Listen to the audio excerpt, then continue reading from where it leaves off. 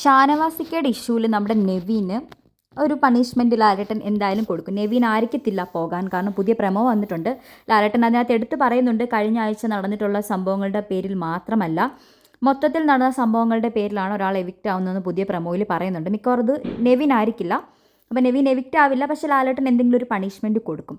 പക്ഷേ ഇതിനകത്ത് നീതി കിട്ടാത്ത 2 പേരുണ്ട്, സ്പെഷ്യലി അനുമോള്, പിന്നെ നമ്മുടെ അനീഷേട്ടൻ. അത് ഒന്നാമത്തെ അനുമോളുടെ റീസൺ എന്താണെന്ന് പറഞ്ഞു കഴിഞ്ഞാൽ, അനുമോളുടെ ദേഹത്ത് വെള്ളം കോരി ഒഴിച്ചതിനെക്കുറിച്ചൊക്കെ ചോദ്യം ചെയ്തു. ലാലേട്ടൻ ചോദ്യം ചെയ്തു എന്നുള്ള സത്യമാണ്, അതിനെക്കുറിച്ച് ചോദിച്ചു. അപ്പം നെവിൻ്റെ എക്സ്പ്ലനേഷൻ കൊടുത്തു. അനുമോള് ഭയങ്കരമായിട്ട് വാക്കുകൾ കൊണ്ട് വല്ലാത്ത രീതിയിൽ പറയുന്നു, അല്ലെങ്കിൽ നെവിനെ അങ്ങനെ ചോദിക്കുന്നു, പുരുഷനാണോ എന്ന് ചോദിക്കുന്നു എന്നുള്ള രീതിയിലൊക്കെ. ശരിക്കും ഇതിനകത്ത് നടന്ന സംഭവം അനുസരിച്ച് ഒരിക്കൽ പോലും അനുമോൾ അങ്ങോട്ട് പ്രവോക്ക് ചെയ്യാതെയാണ് നെവിൻ പോയിട്ട് അനുമോളെ മനഃപൂർവ്വം ഇറിറ്റേറ്റ് ചെയ്യാൻ വേണ്ടിയിട്ട് മുഖത്ത് വെള്ളം ഒഴിച്ചതും ബെഡിൽ വെള്ളം ഒഴിക്കുന്നതൊക്കെ നെവിൻ അത് വേണമെന്ന് വെച്ച് ചെയ്തതാണ്. പലരും അവിടെ അതേപോലെ അനുമോൾ കിടന്നതുപോലെ തന്നെ കിടന്നിട്ടുണ്ട്. പക്ഷേ അനുമോളുടെ നേരെ ഉണ്ടായിരുന്ന ആക്രമണം മനഃപൂർവ്വമായിരുന്നു, അത് നെവിൻ വേണമെന്ന് വെച്ച് ചെയ്താണ്. അന്നേരം ഒരു പ്രൊവോക്കേഷനും ഉണ്ടായിട്ടില്ല. നെവിൻ അനുമോളെ ഭയങ്കരമായിട്ട് ടാർഗറ്റ് ചെയ്യുന്നതുകൊണ്ട് നോമിനേഷൻ്റെ റീസൺ, അല്ലെങ്കിൽ അനുമോളെ നോമിനേറ്റ് ചെയ്യുന്നതൊക്കെയാണ് നെവിൻ്റെ റീസൺ. അപ്പോൾ ലാലേട്ടൻ അതിന് വേണ്ട രീതിയിൽ നെവിൻ്റെ അടുത്ത് ചോദിച്ചിട്ടില്ല.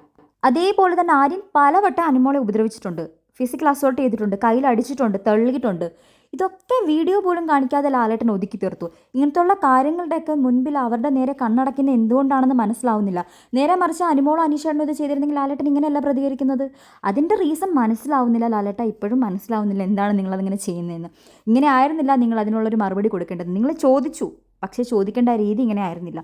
അതേപോലെ തന്നെ കാറിൽ വെച്ചിട്ട് ഫിസിക്കൽ അസോൾട്ട് പോലെ നടന്നു. അത് ലാലേട്ടൻ അനീഷേട്ടൻ്റെ അടുത്ത് ചോദിച്ചു. പക്ഷേ അനീഷേട്ടൻ്റെയും അനുമോളുടെയും തമ്മിലുള്ള ഒരു ക്രഷിനെ കുറിച്ചൊക്കെ പറഞ്ഞ് അതും ഒതുക്കി തീർത്തു.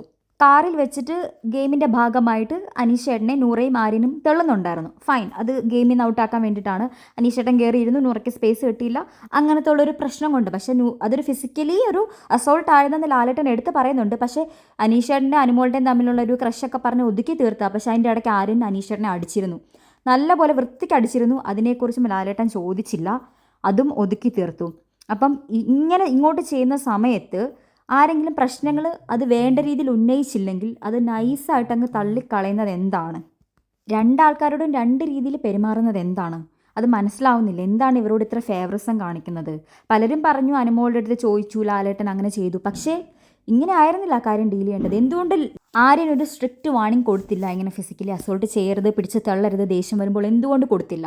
അതേപോലെ നെവിൻ്റെ അടുത്ത് എന്തുകൊണ്ട് പറഞ്ഞില്ല ഇങ്ങനെ ഒരാളുടെ പേഴ്സണൽ സ്പേസിലോട്ട് കയറി ചെന്ന് ആളെ ഉപദ്രവിക്കരുത്, വാക്കുകൾ കൊണ്ടും ദൂരെ നിന്ന് മാറിയെന്ന് പറ. എന്തുകൊണ്ടും ഒരാളുടെ പേഴ്സണൽ സ്പേസിലേക്ക് ഇടിച്ച് കയറി ചെല്ലരുത് നെവിൻ എന്നുള്ള സ്ട്രിക്റ്റ് വാർണിംഗ് എന്തുകൊണ്ട് ലാലേട്ടൻ കൊടുത്തില്ല?